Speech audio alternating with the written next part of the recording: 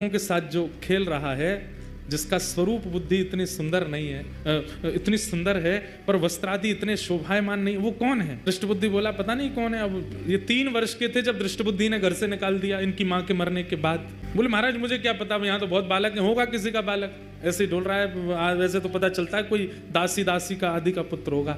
इतने में ही दृष्टबुद्धि का पुत्र आया माधव। बोले हाँ पिताजी भूल गए ये कौन है? बोले कौन है? बोले एक दासी नहीं आई थी हमारे यहाँ छोटे बालक को लेकर के, जिसने कहा था जो सेवा करोगे करूंगी, उसने प्राण त्याग दिए थे ये जब छोटा था।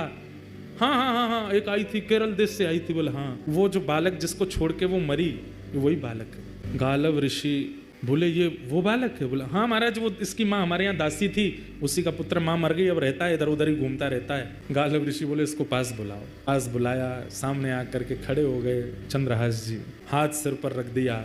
स्पर्श नहीं करते थे गालव ऋषि किसी का, चंद्रहास जी के सिर पर हाथ रखा। बोले कुंतलपुर का भावी राजा है, इस नगर का राजा होगा। सुन करके दृष्टबुद्धि बोला आप क्या बोल रहे हैं? इसकी माँ का पता नहीं, पिता इसके हैं नहीं, परिवार कोई है नहीं, ये राजा कैसे बन सकता है? राजवंश का राजकुमार राजा बनेगा?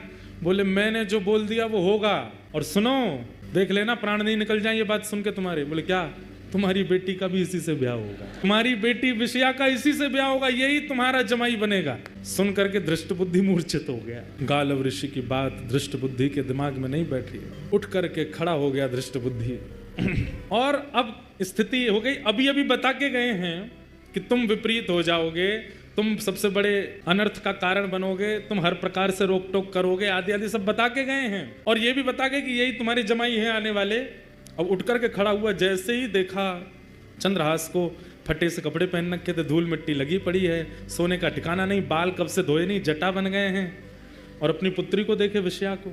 ये नहीं हो सकता, असंभव है, ये मैं होने नहीं दूंगा। भीतर चलो। बच्चों को भीतर ले गए, किवाड़ बंद कर दी। गालव ऋषि अपना कहका करके सब चले गए वहां से। अंदर आते ही विपरीत प्रवचन करने लगा। बोले ऋषि जनों की कोई बुद्धि तो होती नहीं है, सठिया गए हैं, ऐसे कुछ भी बोलते हैं और ऐसा कोई भाव नहीं है। और बिटिया तू चिंता मत करना, एक श्रेष्ठ राजकुल का बालक आएगा, उससे तेरा ब्याह करूंगा मैं। विषया बोली पिताजी महाराज जी बोल के गए थे कि आप होने नहीं दोगे ब्याह, आप वही कर रहे हो। अरे उससे ब्याह कराऊंगा मैं तेरा, देखे उसके वस्त्र देखे, उसके कुल का कोई पता नहीं, आदि आदि सब बोलने लगे। बोले संतों की बात ज्यादा नहीं सुनते, और ये सब आपने ही सिखाया था पिताजी, घर में ऋषियां में तो उनके चरण धोना, उनको प्रणाम करना, माला पहनाना, सब करना।